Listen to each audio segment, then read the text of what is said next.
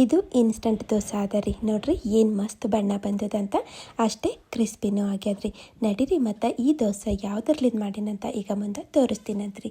ಈ ದೋಸೆ ಮಾಡ್ಲಿಕ್ಕೆ ನಾ ಏನು ಮಾಡೀನಿ, ಒಂದು ಬಟ್ಟಲು ಇಲ್ಲಿ ಚಣಿಗೆ ಬ್ಯಾಳಿ ತೊಗೊಂಡಿನಿ. ಅದೇ ರೀ ಮೊಸರು ಬೇಳೆ ಅಂತಾರಲ್ರಿ, ಅವು ತೊಗೊಂಡಿನಿ. ಒಂದು 15 ನಿಮಿಷ ನೆನೆಸ್ತಾರ ಸಾಕ್ರಿ. ನೀರು ಸಮೇತ ಈ ಮಿಕ್ಸಿ ಜಾರ್ನಾಗ ಹಾಕ್ಬಿಡ್ತೀನಂತ. ಹಾಗೆ ಇಲ್ಲಿ ಒಂದು 3 ಕ್ಯಾರೆಟು ತುರಿದು ತೊಗೊಂಡಿನಿ. ಬೇಕಾದ್ರೆ ಸಣ್ಣ ಪೀಸಸ್ ಮಾಡಿನೂ ನೀವು ಹಾಕ್ಬೋದು, ನಡೀತದ. ಈಗ ಇವಕ್ಕೂ ಈ ಜಾರ್ನಾಗ ಸೇರಿಸ್ಬಿಡ್ತೀನಂತ. ಇಲ್ಲಿ ಒಂದು 2 ಟೇಬಲ್ ಸ್ಪೂನು ರವೆ ತೊಗೊಂಡಿನಿ. ಅದೇ ರೀ ಮೀಡಿಯಮ್ ರವೆ ತೊಗೊಂಡಿನಿ, ಇಲ್ಲಾಂದರೆ ಚಿರೋಟಿ ರವೆನೂ ತೊಗೋಬೋದು, ನಡೀತದ. ಮತ್ತು ಶುಂಠಿ ಬೆಳ್ಳುಳ್ಳಿನೂ ಸೇರಿಸೀನಿ. ಈಗ ಇದ್ರಾಗ ಮತ್ತು ಒಂದು 2 ಬಟ್ಟಲು ನೀರು ಸೇರಿಸ್ಲತ್ತೀನಿ ರೀ.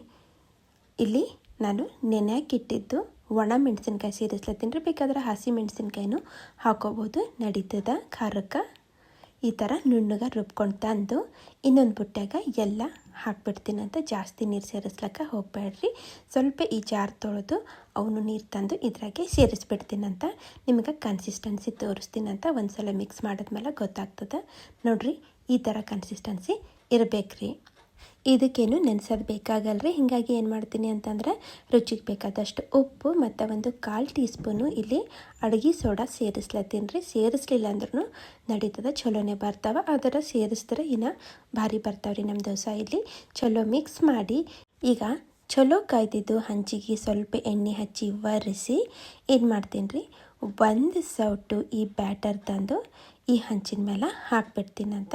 ನಿಮಗೆ ಎಷ್ಟು ತೆಳ್ಳಗೆ ಬೇಕೋ ಅಷ್ಟು ತೆಳ್ಳಗೆ ಈ ಬ್ಯಾಟರ್ಲಿಂದ ನಾವು ದೋಸೆ ಮಾಡ್ಕೋಬೋದು ರೀ. ಇಲ್ಲಿ ನೋಡಿರಿ, ಸಾವಕಾಶ ಹಿಂಗೆ ಹರಡ್ಕೊಂಡರ ಆಯ್ತು ರೀ. ನಾ ಇಲ್ಲಿ ತೆಳ್ಳನ ದೋಸೆನೇ ಮಾಡ್ಲತ್ತೀನಿ. ಮತ್ತು ಮೀಡಿಯಮ್ ಫ್ಲೇಮ್ನಾಗ ಈಗ ಇದಕ್ಕೆ ಬೇಯ್ಲಕ್ಕ ಬಿಡ್ತೀನಿ. ಮ್ಯಾಲಿಂದ ಒಂದಿಟ್ಟು ಎಣ್ಣೆನೂ ಹಾಕ್ಬಿಡ್ತೀನಂತ. ಎಲ್ಲ ಕಡೆ ಬೇಯ್ಬೇಕ್ರಿ. ಮ್ಯಾಲಿಂದ ಲೇಯರು ಫುಲ್ ಡ್ರೈ ಆಗಬೇಕು. ಅಲ್ಲಿಂದನ ಈಗ ಸಣ್ಣೂರಿನಾಗ ಬಿಟ್ಟಿದ್ರಿ ನಾ.